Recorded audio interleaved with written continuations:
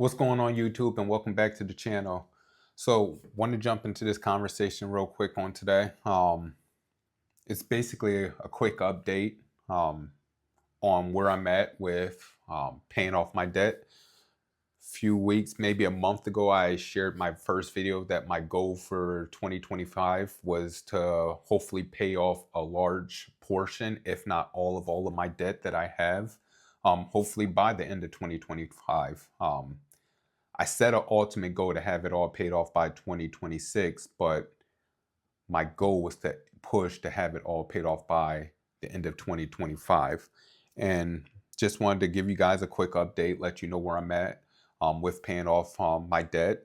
For me, I'll say this real quick. Paying off your debt is part of self-growth. And we've been talking a lot about self-growth on the channel lately, and improving life and improving yourself, and basically getting to that point where you're able to hit your untapped potential and walk into your untapped potential so that you can have a better life.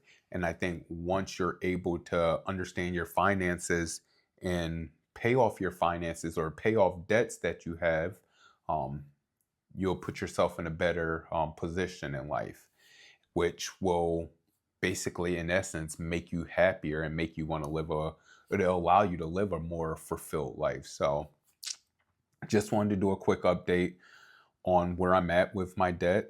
Again, kind of share some of what I've done to also get to where I'm at with paying off my debt. So where I'm at, or where I was a month ago, and I actually had already been working. So the video was old. It was, I'm not going to say it was old. The video was, it was recorded after I had already started saving to pay off stuff, and I had started working and starting business, and I was just putting money to the side to get to the point where I'd be able to pay off the debt. And something I did was, the money that I had coming in from the business that I started, I basically put that into a separate account. I didn't touch that money at all. So that money actually started rolling in probably towards the end of January. And from January to basically now current April, I just kept sliding that money into that separate account. Um, I'm big into paying my tithes and offering. I didn't pay my tithes and offering at the time on that money. I just slid it all into that account. And then once I got to the point where I was going to use that money, or use that money to pay off debt, then I went ahead and paid my tithes and offering. So whenever that money came in, I didn't even see it. I just had it set up going right into a separate account that I had set up. I set up an additional account.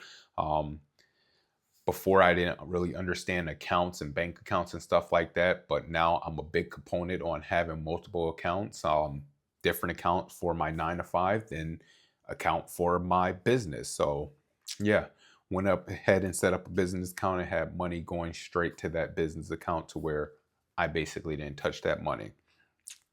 So if you go back and look at that video, I'm going to talk about it right now, so you don't have to go back. But I mentioned that I basically had $70,000 in consumer debt. That's not including my mortgage. Mortgage was about, I think we owe about $40,000 left on the mortgage. So basically $70,000 in consumer debt is what I had at the beginning of this year. So at the beginning of 2025, $70,000 in consumer debt. All right. And what I'll say is, the way I was able to really pay this off was, um, for one, yeah, my 9 to 5 helped, but the big thing was my business. My business that I started really, it really kick-started my debt-free journey. So at the beginning of 2025, I'll just mention I had a Chase credit card, my student loans, American Express credit card, my car loan, a Wells Fargo personal loan, a Wells Fargo credit card, iMed credit card, and then a SoFi personal loan. So those are all my lines of consumer debt that I have. Um, as of today, I I have paid off a total of 5 lines of debt. So 5 lines of debt was paid off from January, well, with money I made from January to now April. I was able to pay off 5 lines of debt, um, leaving me with a total of 3 debts left, and my grand total of total debts left from $70,000 to, drum roll, a total of $34,000 left. So I've basically been able to pay off $36,000 in debt in the last 3 months. So super excited about that. Like, thank God, praise God. Like, super excited to have $36,000 worth of debt paid off in the last 3 months. Definitely a big accomplishment. Major accomplishment, not just a big accomplishment, but a major accomplishment. It's definitely been a lot of hard work, a lot of dedication, a lot of perseverance, a lot of sacrifice to get to this point. So with that being said, I'll go ahead and tell you basically with my business. So I have 2 different businesses. I started a tax preparation business, and then I also have a coaching business.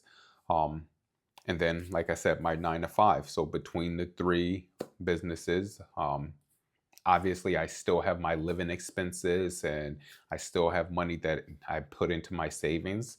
But between the 3, was able to bring in an additional $36,000 to put into paying off debt.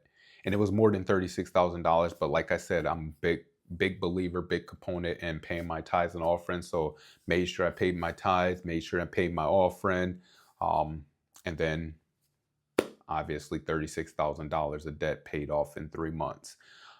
Definitely not done yet.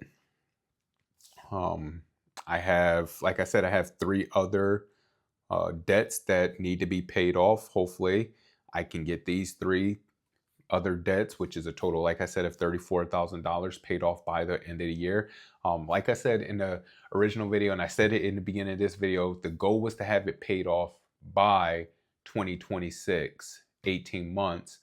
But I said I was going to push myself to have it paid off this year. And that's what I'm aiming for. I'm aiming to have it paid off by the end of this year, right? Even with, like I said, the tax preparation business, obviously we're in April. April's getting ready to be done. So tax season's almost done. So want to have that line of income coming in, but I still have my coaching, and then I still have my 9 to 5. So I have those 2 other incomes coming in where I'm able to utilize that money to help pay off the debt. But still have the 3 lines of consumer debt. I'll go ahead and mention which 3 I have left. So I still have my student loan, I still have my car loan, and then I have my Wells Fargo credit card. All right. And I'll jump and talk a little bit about these 3, and I'll explain how I plan on paying them off. And I'm going to explain this because I'm sure some people are probably wondering, why do I still have a credit card? I paid off a personal loan, but I didn't pay off my credit card. Some people may be thinking that. So I'll explain to you. With me, the Wells Fargo credit card that I have, I actually don't plan on paying it off anytime soon. I'm actually planning on paying off my car. My goal is to have my car, which my car is $14,125. That's the highest debt I have. My goal is to have that paid off by the end of the summer. So I'm planning on paying that before the credit card, which the credit card is $12,700. And then the student loan, I owe a total of $7,250. My goal is to pay off the car first. And the reason why the goal is to pay off the car first versus the student loan or the credit card is because for me, it makes the most sense. Not because it's the most amount of money, But when I look at my lines of debt that I have, it makes the most sense for me. And I'll explain. For me, my car, I owe $14,125 on it. And I have a 3% interest rate, which is pretty much nothing. Um, I've had my car loan since 2020, since 2021. I've had my car. So not old, but not new line of credit that I have there. And then, like I said, 3% interest rate. Then I have my student loan. I started paying my student loan back in 2011, 2012. I can't remember. It was $40,000, $50,000. And then the interest rate on that is like a 3 or 4% interest rate. So not super high, but I do know it's higher than my car. However, I'm going to pay off the car before the student loan because the student loan is my oldest age of credit, right? Part of building good credit is they look at the age of your credit, and my age of my credit, my oldest one goes back to 2011, which is the student loan. So I don't want to pay that one off just yet. I want to keep that age of credit for a little while. Like I said, it's only like a 3 or 4% interest rate. So for me, it's not a lot of dollars in interest that I'm paying out, basically. And then the Wells Fargo credit card. Now, when most people hear credit card, they're like, oh my gosh, why isn't this man paying off his credit card? He must be crazy. No, I'm not.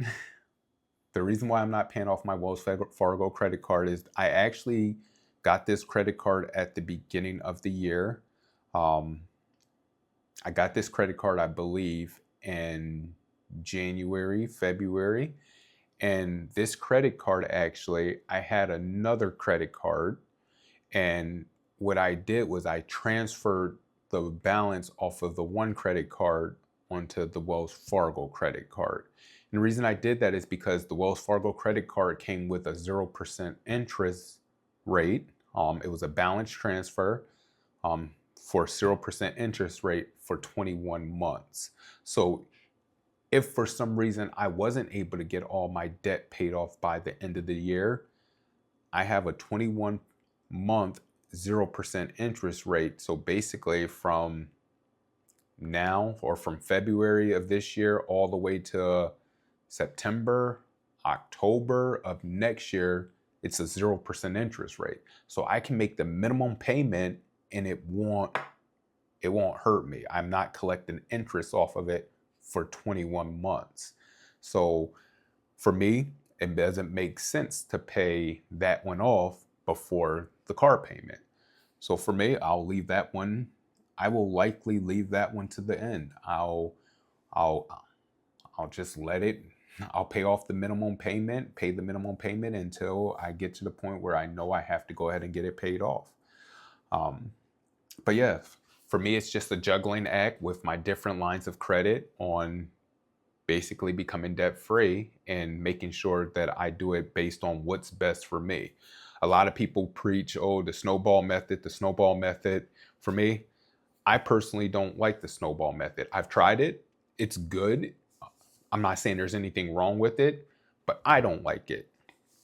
I believe that if you're someone who you need that sense of quick gratification, then you should do the snowball method. Actually, when I was in debt previously, I did the snowball method and it worked. And I think once I got midway through it, I changed to the avalanche method because for me, I started understanding interest and all of that. And it was like, okay, I'm done with this snowball because yeah, I'm not paying all this interest. So I switched over to the avalanche method and I had grew and matured in life. And I was at a point where I was like, okay, I understand delayed gratification. So definitely me, I don't do the snowball method when I'm looking at my debt. Some people do. I know Dave Ramsey's a big component and a big pusher of it. But yeah, that's just not me. Anybody that comes to me and I coach on their credit or debt, I don't push the snowball method. I push what works best for them. So I'm not going to say I don't push the snowball method, but I'm going to push what works best for them so that we can at least just get this paid off. So with that being said, like I said, it's definitely been a long road, well, short road, but on this short road, it's been excitement. And even though it's been a short road, it's still been a long time coming. Like, I'm super excited to be at this point. I'm super excited for what the future holds for me because, again, I know that once I can get out of debt, it's just an easier life. It's an easier life, but it's a less stressful life. Once I'm out of debt, I can start worrying about other stuff or start focusing. I'm not going to even say worry because, we've been talking about this on the channel and we don't want to live a life of worry, but I can start focusing on other stuff so that I can hit my untapped potential. And I personally believe that I cannot fully hit my untapped potential, or we as people can't hit our untapped potential until we can stop worrying about a lot of stuff.